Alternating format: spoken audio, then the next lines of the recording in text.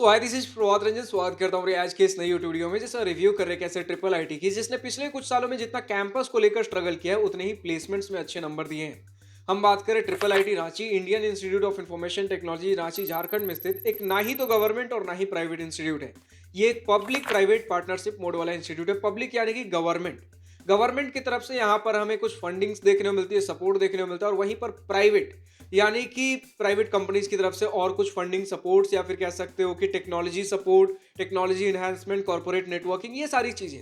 तो यानी कि पब्लिक यानी गवर्नमेंट और प्राइवेट इन दोनों की साझेदारी से इस प्रकार के इंस्टीट्यूट बनाए जाते हैं।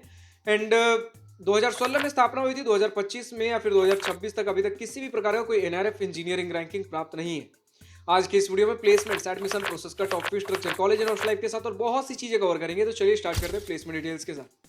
सबसे पहले हमारे सामने इंस्टीट्यूट की तरफ से ऑफिशियल डेटा है प्लेसमेंट्स को लेकर, जिसमें बात कर ले 2025 पासिंग आउट बैच यानी कि जिनका 2025 में ग्रेजुएशन कंप्लीट हुआ, उसके हिसाब से अगर हम बात कर लें तो हाईएस्ट पैकेज 54 एलपीए गया है।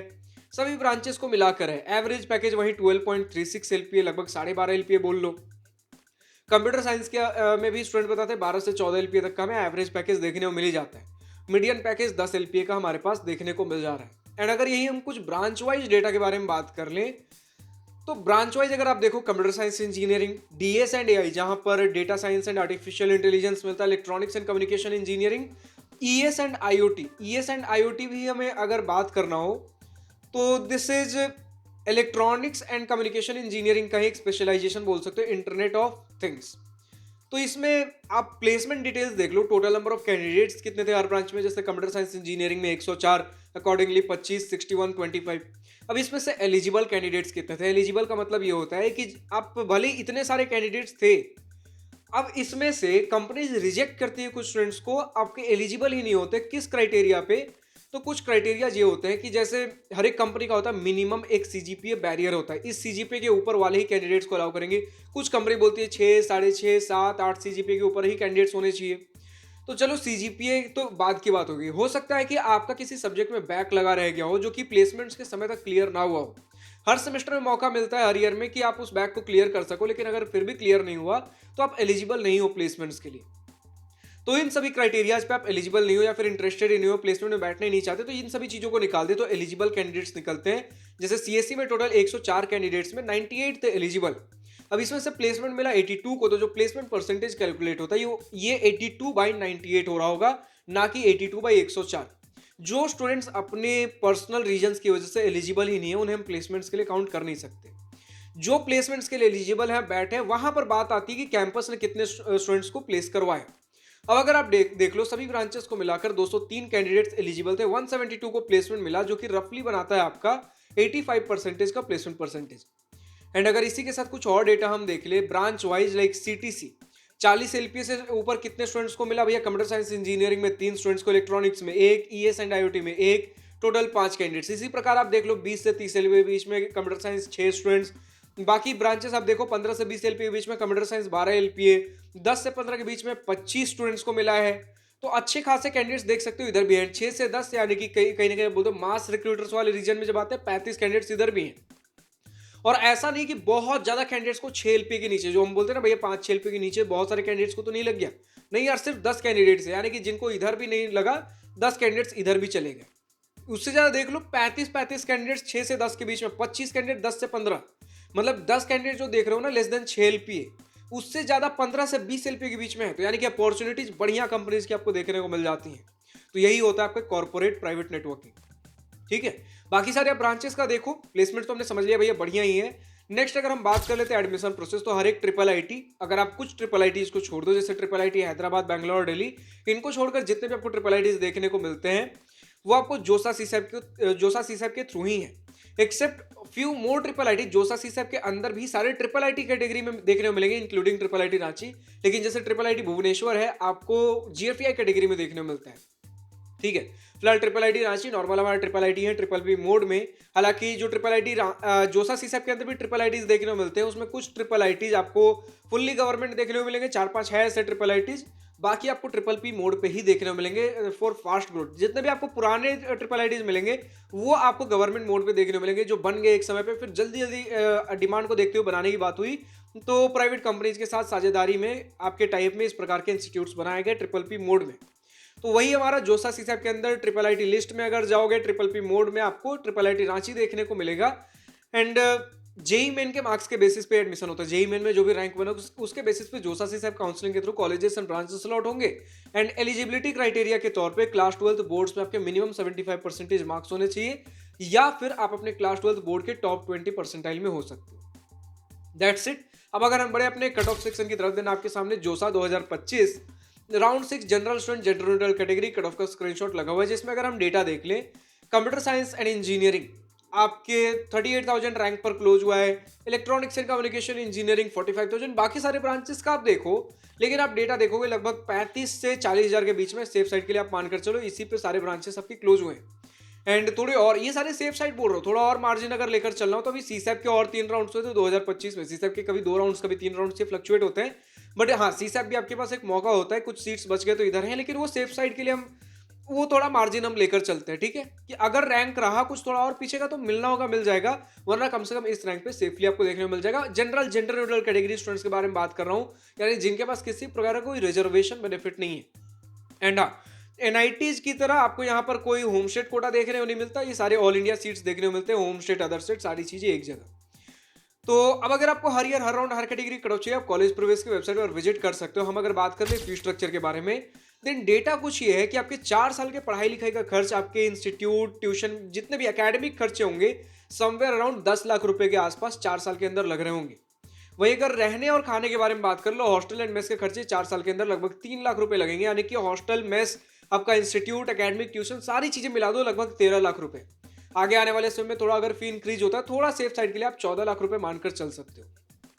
अब इसके अलावा स्टूडेंट से रिक्वेस्ट ये रहेगा कि अगर इस इंस्टीट्यूट में किसी प्रकार का स्टूडेंट्स के बीच कोई स्कॉलरशिप पॉपुलर है, या तो इंस्टीट्यूट के द्वारा कोई स्कॉलरशिप हो या फिर स्टेट गवर्नमेंट सेंट्रल गवर्नमेंट कोई प्राइवेट स्कॉलरशिप, कमेंट सेक्शन में लिख कर बताइए स्कॉलरशिप का डेटा, जैसे स्कॉलरशिप का नाम, एलिजिबिलिटी क्राइटेरिया, आपके बैच से कितने स्टूडेंट्स ने अप्लाई किया, कितनों को मिला, अमाउंट क्या मिल जा रहा होता है, डॉक्यूमेंट्स कौन से रिक्वायर्ड होते हैं, एप्लीकेशन खुलता कब है, डेडलाइन क्या रहता है। अगर ये सारी चीजें मैं कमेंट्स में लिखकर बताते हो, स्टूडेंट को एक सहूलियत मिलती है। अगर मैं एलिजिबल हूँ, इन बातों का ध्यान रखूँ तो कम से कम इतना तो फाइनेंशियल बर्डन मेरा कम हो जा रहा होगा। फाइनली हम बढ़ते अपने कॉलेज रोस्ट लाइफ की सेक्शन पे, जिसका स्टूडेंट को सबसे बेसब्री से इंतजार होता है। और यहाँ पर कुछ बातें बहुत जरूरी बात करने की हैं, जैसे कैंपस। सबसे पहले तो यार जब 2016 में खुला, एनआईटी जमशेदपुर के कैंपस से ऑपरेट कर रहा था अंडर एनआईटी जमशेदपुर गाइडेंस। फिर उसके बाद कुछ टेम्पररी कैंपस में शिफ्ट हुए, फिलहाल अभी टेम्पररी कैंपस में ही है। आज से 2 साल पहले बात हुई थी कि 2026 के स्टार्टिंग तक इनको परमानेंट कैंपस मिल जाएगा, लेकिन अभी भी डिटेल ये है इनके ऑफिशियल्स की तरफ से कि परमानेंट कैंपस अभी अंडर कंस्ट्रक्शन है, जो कि आपको कांके में देखने को मिलता है। परमानेंट कैंपस कांके में है, आपके समवेयर अराउंड 66 एकड़ के कैंपस एरिया में, 60 to 66 एकड़ का कैंपस एरिया आप मानकर चल सकते हो, इसमें कंस्ट्रक्ट हो रहा है। लेकिन अभी तक कुछ बातें निकल कर नहीं आई कि कब तक बन जाएगा, कब स्टूडेंट शिफ्ट होंगे। ठीक है, एंड ऐसे भी कैंपस वगैरह बनने में गवर्नमेंट वगैरह में थोड़ा टाइम लग जाता है। आप अभी भी अगर मानकर चलो ना, तो बोला जा रहा है कि फर्स्ट फेज कंप्लीट हो जाएगा तुरंत, तो हो सकता है इसी साल आपको मिल जाए, हो सकता है अगले साल मिल जाए, लेकिन मानकर चलो जो अभी इस साल एडमिशन लेंगे 2026 में, सेफ साइड के लिए, हमेशा सेफ साइड के लिए अज्यूम करके चलेंगे। अगर मिल गया तो बढ़िया बात है, लेकिन सेफ साइड के लिए मान के चलो कि आप अपने पहले 2 साल अभी भी टेम्पररी कैंपस से स्पेंड कर रहे होंगे। टेम्पररी कैंपस भी बढ़िया है, उसके बारे में हम बात करेंगे, खासकर इनके हॉस्टल फैसिलिटीज। लेकिन अभी के लिए आपके पास कुछ डेटा ये है भैया कि 2 साल मानकर चलो कि टेम्पररी कैंपस से ऑपरेट करेंगे। अगर इसके पहले मिल गया, क्योंकि कोई ऐसा टाइमलाइन अभी हमारे पास नहीं है, अगर इसके पहले मिल गया तो बढ़िया बात है, लेकिन 2 साल आप मानकर चलो, ठीक है, कि हमें टेम्पररी कैंपस में ही रहना पड़ेगा। और यार बढ़िया है जब आप इस तरीके से रहते हो ना, टेम्पररी कैंपस जब आपको बढ़िया मिल चुका होता है, वो भी चीज़ें बढ़िया होती हैं। कुछ चीज़ें हाँ अपने स्ट्रगल्स होते हैं। परमानेंट कैंपस में जब भी हम नया नया जाते हैं ना, तो कुछ ना कुछ चीज़ें लैकिंग होती है। फर्स्ट फेज का भी मान लेते कैंपस बना होगा तब हम जा रहे हैं, जब कैंपस में रह रहे होगे फिर धीरे धीरे और चीज़ें बनेंगी, तो समय लगता है। जब फुल्ली फंक्शनल एक कैंपस मिलेगा, तो या तो कैंपस मिल जाए या ना मिले। अभी समझ लो कि फुल्ली चीज़ें अगर अभी मिल भी जाती है, फुल्ली फंक्शनल कैंपस बनने में समय लगेगा। तो कांके में इनका फुल्ली फंक्शनल कैंपस बन रहा है 60 to 66 एकड़, 60 से 66 एकड़ के कैंपस एरिया में। फिलहाल तो अभी जो इनका कैंपस है वो कह सकते हो कि रांची में, ये जो जितने भी चीज़ें बोल रहे हो ना रांची में ही है। जो इनका टेम्पररी कैंपस है वो खेलगांव के पास रांची में ही आपको देखने को मिलेगा। जैसे अगर ये आपका रांची है, रांची के आउटस्कर्ट्स में, ठीक है, शहर से वेल कनेक्टेड है, लेकिन स्टिल कह सकते हो रांची अगर मेन सिटी यहाँ है तो जस्ट इसके बाउंड्री पे कहीं ना कहीं यहाँ पर आपको इनका अभी टेम्पररी कैंपस देखने को मिल रहा है BSNL ARTTC कैंपस के अंदर। ठीक है, ये क्या है भैया, BSNL advance regional telecom training centre. ठीक है, यानी कि बोल सकते हो BSNL फैसिलिटीज के लिए एम्प्लॉयज के लिए यहाँ पर ट्रेनिंग्स वगैरह हो रहे थे। यहीं पर अभी IIIT रांची का टेम्पररी कैंपस हमें देखने को मिल रहा है। एंड लगभग यहाँ से 6 से 7 किलोमीटर की दूरी पे थोड़ा और अगर शहर की तरफ आओगे, खेलगांव का आपको स्पोर्ट्स कॉम्प्लेक्स हाउसिंग देखने को मिलेगा। यानी कि खेलगांव बोल सकते हो कि जो ये इनके फैसिलिटीज है, नेशनल लेवल के स्पोर्ट्स को कंडक्ट करने के लिए फैसिलिटीज बनाई गई है। बड़े बड़े स्टेडियम्स हमें देखने को मिल जाते हैं नेशनल लेवल के स्पोर्ट्स को कंडक्ट करने के लिए। तो इनके खुद के हाउसिंग फैसिलिटीज भी है, जहां पर मल्टीपल आपको सोसाइटीज देखने को मिलेंगे। मतलब एक सोसाइटी के अंदर मल्टीपल बिल्डिंग्स देखने को मिलेंगे, उसमें से 4-5 बिल्डिंग्स IIIT रांची स्टूडेंट्स के लिए हॉस्टल्स के रूप में देखने को मिलते हैं, जो कि स्टूडेंट ने कहा भैया कि 3 BHK and 4 BHK apartment flat types देखने को मिलेंगे। अब जो फ्लैट्स एंड अपार्टमेंट्स के बारे में पहली पहली बार सुन रहे हैं, क्योंकि बहुत सारे स्टूडेंट्स यहाँ पर, जैसे अगर आप यूपी बिहार झारखंड रीजन से आते हो, फ्लैट्स एंड अपार्टमेंट्स का ज़्यादा कुछ कल्चर नहीं है। यहाँ पर आपको स्टैंड अलोन बिल्डिंग्स वगैरह देखने को मिलते हैं, सॉरी आपको स्टैंड अलोन हाउसेज वगैरह देखने को मिलते हैं। तो कुछ अपार्टमेंट्स का मतलब ये समझो, एक सोसाइटी है जिसके अंदर बड़े बड़े डिफरेंट बिल्डिंग्स बोल सकते हो, बड़े बड़े एक सोसाइटी मतलब एक बड़ा रीजन, उसके अंदर बड़े बड़े बिल्डिंग्स आपको देखने को मिलेंगे। हर बिल्डिंग के अंदर बोल सकते हो मल्टीपल फ्लोर्स है, हर फ्लोर के अंदर 3 BHK 4 BHK डिफरेंट फ्लैट्स देखने को मिलेंगे, जो कि आपका एक अपार्टमेंट हो गया। 3 BHK मतलब क्या होगा, 3 bedroom hall kitchen, as simple as that. तो इसी प्रकार के आपके 3 BHK 4 BHK जो डिफरेंट अपार्टमेंट्स होंगे स्टूडेंट्स को मिल रहे होंगे। अब 3 BHK मतलब एक स्टूडेंट को पूरा एक 3 BHK फ्लैट नहीं मिल जाएगा। इसके अंदर कुछ इस प्रकार है, 3 BHK मतलब मैंने क्या बोला, 3 बेडरूम, हर बेडरूम के अंदर स्टूडेंट ने बोला है 2 बेड्स लगे हुए हैं। तो इस प्रकार के आपके हॉस्टल्स चल रहे होते हैं। ठीक है, तो यानी कि एक रूम में 2 लोग रहोगे एंड फ्लैट सिस्टम पे चीजें आपको देखने को मिलती है। स्टूडेंट ने बोला भैया हमारे लिए जो हॉस्टल फैसिलिटीज है वो काफी बड़ी है अभी जो करंट टेम्पररी फैसिलिटीज में जो रह रहे हैं।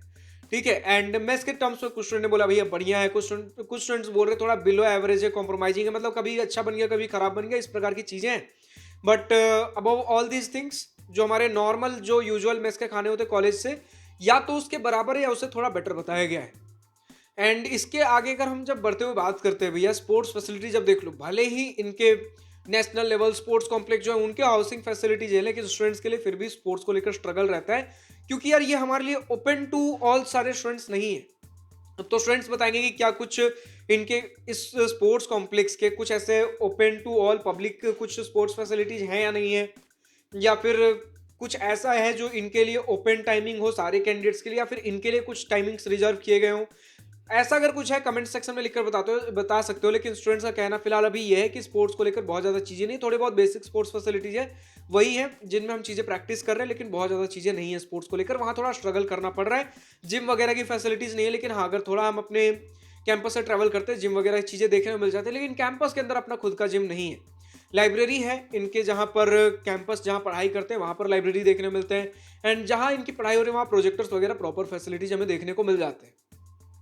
इसी के साथ अगर हम बात करते हैं आपके नियरेस्ट रेलवे स्टेशन वगैरह कुछ कनेक्टिविटी के टर्म्स में, तो 17 किलोमीटर में बिरसा मुंडा एयरपोर्ट रांची देखने को मिलेगा, एंड रेलवे स्टेशन 10.5 किलोमीटर पे रांची जंक्शन रेलवे स्टेशन देखने को मिल जाता है। इसके आगे अगर हम बात कर ले तो यार इंस्टीट्यूट काफ़ी नया है, तो धीरे धीरे चीज़ें जो student run activities societies clubs events वगैरह चीज़ें हो रही हैं, तो धीरे धीरे एक स्टूडेंट कल्चर डेवलप हो रहा है। लेकिन फिलहाल के लिए अगर कुछ बड़े फेस्ट के बारे में बात कर ले, एक टेक्निकल फेस्ट एक कल्चरल फेस्ट स्टूडेंट्स की तरफ से हमें देखने को मिल जाता है। एंड अगेन ये चीज़ें धीरे धीरे ग्रो होती हैं, तो अभी मान के चलो नॉर्मल डिसेंट लेवल पे चीज़ें हैं, चाहे आपका इवेंट्स एंड फेस्ट हो गया, स्टूडेंट्स के लिए क्लब्स हो गए, चाहे technical and cultural clubs, coding clubs, धीरे धीरे चीज़ें इवॉल्व कर रही हैं। दर्शक ने ये कहा है कि टेक्निकल एस्पेक्ट्स में, कोडिंग एस्पेक्ट्स में चीज़ें हमें बढ़िया देखने को मिल जाती है, प्रोफेसर्स भी हेल्पफुल बताए गए, एंड इसी प्रकार का आपका सिनेरियो है। फिलहाल तो स्टूडेंट से ये रिक्वेस्ट करूंगा, अगर किसी प्रकार का और कोई डेटा हो जो स्टूडेंट्स को अगर लिखना हो, जो भी स्टूडेंट IIIT रांची से इस वीडियो को देख रहे हैं अभी तक का आपका अपना experience, exposure, pros and cons, positive and negative points of the institute, कुछ भी अगर लिखकर बताना कमेंट सेक्शन में लिखकर बता सकते हो। इसके अलावा मेरी किसी बातों से सहमत या असहमत अगर आपको लगता है मैंने कोई पॉइंट रॉन्ग, मिसिंग या ऑडिटेड इन्फॉर्मेशन दिया, कमेंट सेक्शन में लिखकर बताइए सही डेटा क्या है। मैं अपनी तरफ से best of the best information provide करने की कोशिश करता हूं। अगर कुछ रह जाता है आप लिख दिया करो यार। हमारा मेन मुद्दा है कि हमारे स्टूडेंट्स को, आपके आने वाले जूनियर्स को सही से सही सटीक इन्फॉर्मेशन मिलना बेहद जरूरी है, या तो मेरे द्वारा है फिर आपके द्वारा। अब जो भी स्टूडेंट किसी दूसरे कॉलेज का रिव्यू देखना चाहते हैं कमेंट सेक्शन में डिमांड करिए। अगर आप खुद किसी दूसरे इंस्टीट्यूट से इस वीडियो को देख रहे हो, अगर आपको भी अपने इंस्टीट्यूट का इसी प्रकार का एक रिव्यू चाहिए, कमेंट सेक्शन में डिमांड करिए। डिमांड होगी हम जल्द से जल्द कवर करेंगे, वरना आप अपने इंस्टीट्यूट से बात करिए, हमें रीच आउट करें। डिस्क्रिप्शन में हमारा जीमेल आईडी दिया गया है, प्रभात@729@gmail.com। हमें रीच आउट करें फॉर स्पॉन्सरशिप, स्पॉन्सर्ड वीडियो। जिसके अंतर्गत हम आपके इंस्टीट्यूट को जल्द से जल्द कवर करेंगे। आपको जिस प्रकार का डेटा हाईलाइट करना है भैया, हमारे इंस्टीट्यूट में ये सारी चीजें हैं। लोगों को अवेयरनेस नहीं है, हम हर प्रकार का डेटा हाईलाइट करेंगे, लेकिन क्रॉस चेक फैक्ट वेरीफाई करने के बाद। क्योंकि हमारा मेन मुद्दा ये है कि हमारे स्टूडेंट्स को फर्क नहीं पड़ना चाहिए वीडियो स्पॉन्सर्ड या नॉन स्पॉन्सर्ड, उनके लिए सारे वीडियोज उतने ही रॉ, रियल एंड अनबायस्ड होने चाहिए। फिलहाल आज की इस वीडियो में इतना ही। अगर वीडियो पसंद आया तो लाइक शेयर बिल्कुल करिएगा, और अगर कुछ दिल की बातें, कुछ मन की बातें लिखकर बतानी या पूछनी हो तो कमेंट सेक्शन आप ही के लिए तो है। Thank you for watching this video. Good bye, nice day, wish you all the best for future, enjoy journey.